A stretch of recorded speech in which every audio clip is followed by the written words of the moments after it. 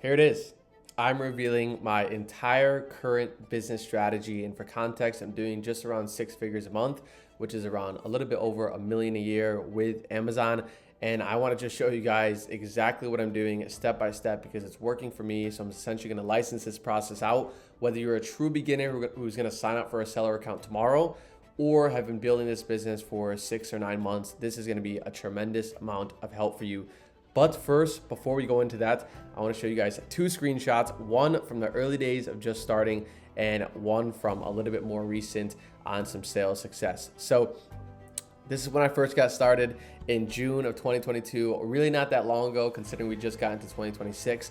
And then this was of 2025 going through September. So this was $3,900 in sales and $300,000 in sales in the course of 3 months. And this was my first 3 months into the business, or a little bit more into it. And then this was a recent 3 month or so period with the business. Now, I don't want to show you this to you guys to say, look, this is where I started and this is where you're going to go. And I'm so good. I'm so motivated because honestly, I'm quite proud. It's a little bit sentimental to look at the early days and the revenue, and it was a good deal of profit, good margin opportunity products. But I'm showing this to you guys to just show what it grows into as you be consistent over time, right? Because I haven't put the foot off the gas, as you could say, over the course of the 3 or 4 years. I haven't heard or listened to the outside noise. I just continue to grow and build the business, go through experiences, learn a ton, fail a little bit, and continue to grow little by little and keep my risk and risk low and opportunity very high. So it's a good side-by-side comparison to see $300,000 in sales in the course of a few months with $52,000 in profit, and then $3,000 in sales when I was first getting started and $1,000 in profit. And to be quite honest with you, I was probably a little bit more proud than these sales right here than I am about these sales, because this was when it first got started, and this is when I really started to see that it was possible. Okay, so I want you guys to keep that sentiment and that idea as we go through every single stage and step of what I'm about to reveal in my business when it comes to growing Amazon FBA. Okay, so let's go into it. The core principles of my business that I treat and act on a daily basis, exactly what I'm doing behind the scenes of a 6-figure a month business, I guess you can call it, and how it's working for me and how it can work for potentially you as you pull it into your current business or future endeavor. Okay, so number 1, prioritizing speed and what works. This one is massive. Okay, so let's go into this little pie chart we have here, or not pie chart, this little diagram. So number 1, move your inventory. I literally have a slot on my schedule twice a week where I literally have those words, move your inventory, consistently. And I always tell this to my team because I currently have VAs and employees who help me with the business, but I continue to tell myself, move your inventory, right? So fast in, fast out, minimize dead inventory. What I call dead inventory is inventory that you just have sitting at FBA centers that are just not getting any sales or not accumulating any profit for you. That's 1,000, 2,000, 5,000, sometimes even worse. I've had even worse, just sitting at a fulfillment center that's not making you any money. There's nothing I could do in the business to literally, I can't pick up boxes. I can't, drive an 18-wheeler to a customer or to a warehouse to make more money. My inventory and our inventory in the Amazon space makes us money for you. So when you have dead inventory, it is terrible. Okay, so let's get into some more of the nitty gritty with it. Now, number 1, have a repricer and be aggressive. Okay, so this might be a little bit obvious for people who are currently selling or just really starting to build a business, but you need to have a repricer that's consistently repricing the products. But not only that, you need it to be aggressive. I've run into many situations where I've tried to have a little bit of an ego and try to have my products priced a little bit higher, squeeze a little bit more ROI, and it's not worth it. Sell through your inventory. I'd rather sell 100 units at 15% ROI than sell 1 at 30% ROI. Take that to the bank, seriously, because I've had to humble myself a ton of times going through that, even to this day at 6 figures a month in revenue, okay? Next, sacrifice 3% for sales. Just like I mentioned, right? You have that little bit of an ego where you want to sell the product at a perfect ROI, perfect price, perfect profit per dollar. But when it comes down to it, remember, this business is about selling and rebuying new inventory or your same inventory. So get your sales through, bring it into your bank account, repeat the cycle constantly over and over again, okay? Also, balanced catalog. Here's what I always call it. And if you've seen one of these videos before, I always say you want to have a good balanced catalog of regular OA leads, plus bulk leads. I actually call them relationship leads. So we have regular OA leads, PetSmart, Zoro, Menards, Walgreens, CVS, the ones that you can buy with coupons and discounts from.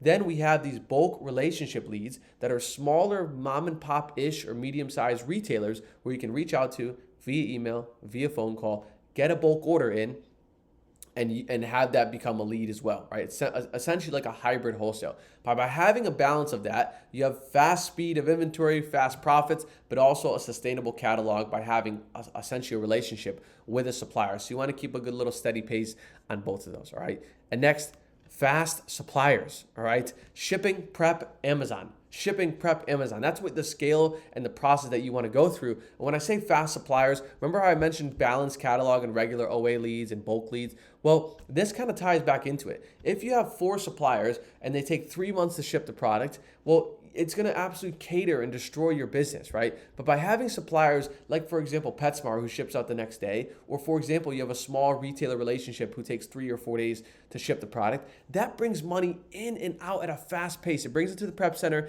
It takes a day to 2 to prep, or 3 days. Then it's to Amazon. Then it's live for sale, and you rinse and repeat the process. The faster you can run over that inventory, time and time again, the better it will be for your growth. Believe me, take it to the bank on that, okay? And that results into a growing business, right? No surprise. Now, I want to talk a little bit about some of that, and I had some screenshots here of some of those suppliers. So traditional OA supplier, PetSmart. Yeah, PetSmart. If you never sold on Amazon before, it's a good opportunity because you can get inventory in bulk. They ship the product out the next day. You can get Rakuten and cash back, which I have a little bit of a highlight here. I talk about it in a few other videos, so you can check out that there. But this is essentially a regular traditional supplier.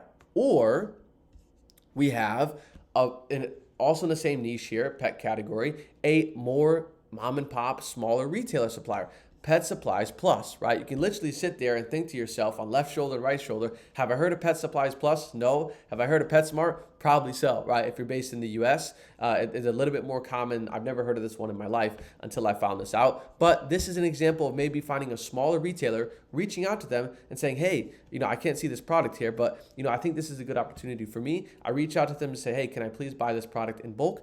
They say yes, you bring the inventory in, now you have a mini relationship and you get 50 units or 100 units in on a monthly basis, okay? And like I mentioned here, no, I failed at this for a while. I didn't really know how to have a balance between these traditional OA leads and these bulk relationship leads. I would go for all the OA, then eventually I went all for the relationship, but then I found that a healthy sweet spot in the middle keeps up with pace, ROI, consistency, and just really stable and a good fundamental business, okay? Now, let's roll into the next one, which is just as important as the first one.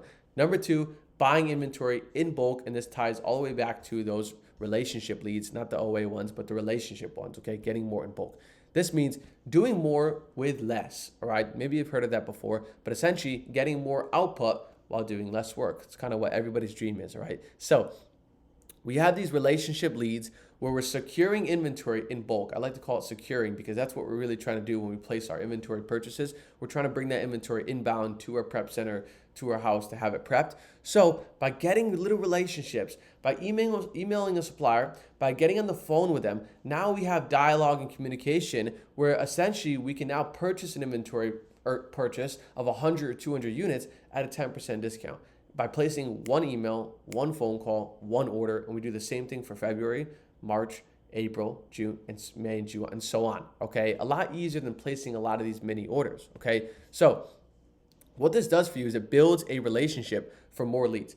I can't count how many times, and I'm going to highlight this in a second, how many times I've had a supplier, basically essentially just a smaller retailer, not a proper wholesaler, reach out to me and say, hey, does this product work for you? Hey, can you also carry this product? Right? Because they don't know what I'm doing it with on the back end. I don't tell them, hey, I'm a big Amazon business, I'm a big Walmart business, I'm a big wholesaler. I don't tell them any of that, right? They want to sell their inventory, they want to make money, and so do I. So they always ask, hey, can you sell this? Does this work for you? And it builds more opportunities. Maybe sometimes it works, maybe sometimes it doesn't work, but it's a cool little bonus that you would never get with a traditional OA lead, okay? Also, reoccurring orders / consistency.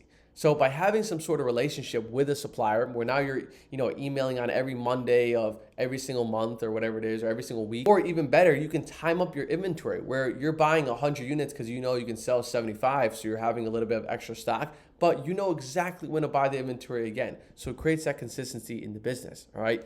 So like I mentioned, you contacting a retailer via an email or a phone call, something as little as 2 seconds that it could take you to get on the phone or get on an email, shoot an email over to them about buying the product in bulk, which I have some videos on as well. And it can result in a lot of profit for the business, all right?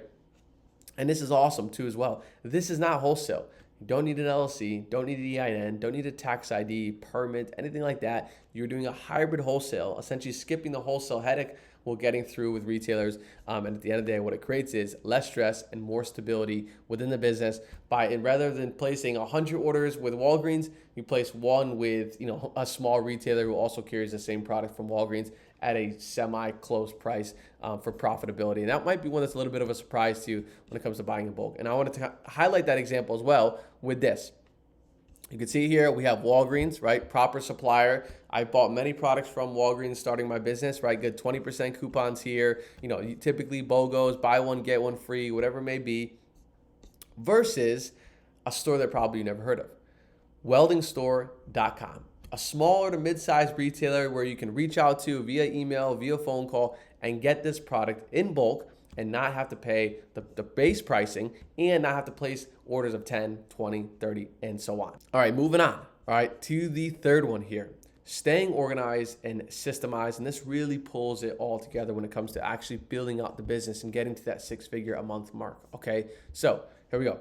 A well-oiled machine. That's what you're building at the end of the day, right? You're going to be the hub of it. You're going to be making all the buying decisions, right? Kind of leading a team eventually, which I'm going to talk about. But you want to have this business as a well-oiled machine that you can run on any time zone at any point, okay? So that comes with systemizing everything. Literally everything in the business can be systemized, especially in this one, okay? So treat it like a business from day one.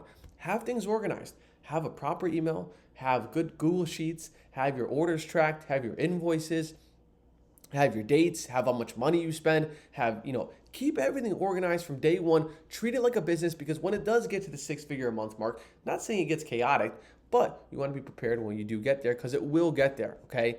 Next, SOPs for your future or current team.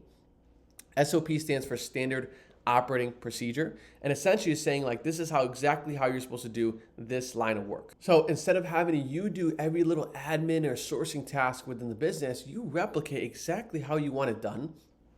Eventually you hire someone, or if you have someone already, and you give it to them as a playbook, right? Like a study guide. This is exactly what you need to do, what you need to look for. This is what it looks like. Instead of getting on daily calls with them, weekly calls, this is the SOP.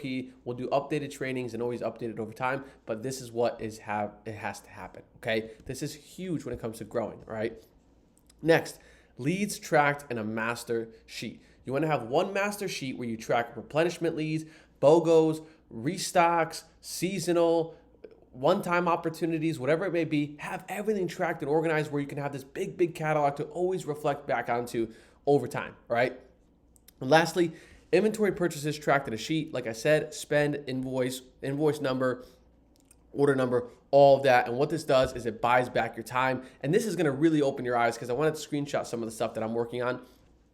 We're having my business of how I organize it, okay? So I literally have a sheet that I haven't changed in 3 years, and it says Jay's orders/orders trackers. Actually, this is 4 years. I initially had this same sheet, okay? And what I do is I literally put the date of the order, the supplier, the item, the ASIN, I say if it's hazmat or not, the total amount of money I spent on it, the quantity, the credit card, if it was a subscription, my team tracks the order number, and eventually the tracking number if they need to, if it's a little bit of late shipping, and the email, like I mentioned, the email that I used in the order. So I have 3 credit cards in my business. So whatever credit card that I use, I'll just list it here. I typically use 2 for inventory, and I'll list it there. And then I have all the amount of money that I spent on the each order, and it just adds up over time, and it tallies up over time. And this is what I use. Maybe it's not extremely complex, but this is a very healthy order tracking system for me, and the business has been able to grow very easy with just this sheet. So take that kind of example to the bank, all right? Now, this is what a master leads tracking sheet looks like. What I have here for me is I have the sourcer. I have 3 sourcing members on my team, so I list which one found the lead. The date, supplier name, ASIN, product name, supplier link, supplier number 2, if there's a second supplier, Amazon URL. Then this stuff doesn't really worry about me too much, but BSR and monthly sales, how well the volume is. I typically just go on the Amazon link to check it out. And then here at the bottom, I'll have a number of tabs like seasonal, replens, BOGOs, one times, whatever it is, and just track all my leads and opportunities there, because my goal is to build a really, really big sheet that never fails me over time. All right. And lastly here, like I mentioned, I have a team. I currently have a team of 5 VAs, and we have a Discord server where I'll chime in to provide daily updates, motivation, inspiration, ask them questions, do trainings. They'll say like good morning, sending little gifts or whatnot. But this is kind of how I have it structured. To really pull it under the umbrella, I have a communication system. I have sheets for organization. I have SOPs to really keep things structured and keep trainings advanced. And then over time, what happens is you truly get to buy back your time. All right. So to pull it all together, that's exactly what it comes to when I'm building out my business, what I'm thinking on a daily basis as far as organizing, buying leads in bulk, right? And keeping a good balance of a little bit of wholesale, a little bit of hybrid wholesale, a little bit of regular OA, and whatever else I might expand my business into. And this is what it really takes when it comes to building the business to get to that, 6-figure or just about 6-figure a month mark from those early days or from those really growing days of the business. So there you go. If you like this video, as always, please like and subscribe. I'm making a video every single day for the foreseeable future. So there will only be more of these to come, and I will see you guys in the next one.